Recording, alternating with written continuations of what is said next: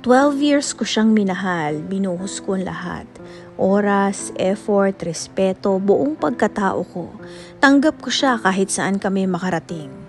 Pero sa kabila ng lahat ng yun, niloko pa rin ako sa loob pa ng bahay namin, sa taong mas bata pa sa akin.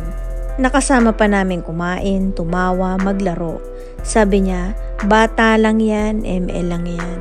Hindi lang ito ang unang beses, ilang beses ko na siyang pinatawad, pero paulit-ulit niya akong sinasaktan. Ako pa yung kailangang mag-ipon ng ebidensya para lang aminin niya. Ako pa rin yung masama kapag napagod na. May 2 batang umaasa sa amin. Hindi ko man dugo pero minahal ko sila na parang sarili kong anak. Gusto ko silang ipanalo pero paano kung ako mismo ay ubos na? Sobrang hirap mag-self-love, tita, kapag ikaw yung laging nagpaparaya. Pero siguro panahon na. Panahon na para piliin ko ang sarili ko. Alam mo, pamangkin, hindi madali ang pinagdadaanan mo. Pinaglaban mo yung relasyon, hindi lang minsan kundi paulit-ulit. Pinilit mong magpatawad kahit hindi mo na alam kung worth it pa. Pero tandaan mo to, hindi selfish ang pagpili mo sa sarili mo.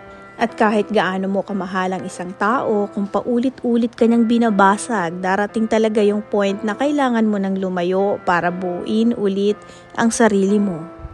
Hindi mo kailangang sirain ang sarili mo para buuin ang isang pamilya.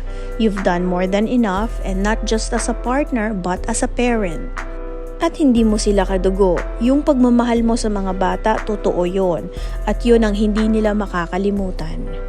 Ngayon, panahon na para piliin mo ang kapayapaan. Hindi dahil sumuko ka, kundi dahil deserve mo ring mahalin ng buo, ng tapat, ng walang kasinungalingan.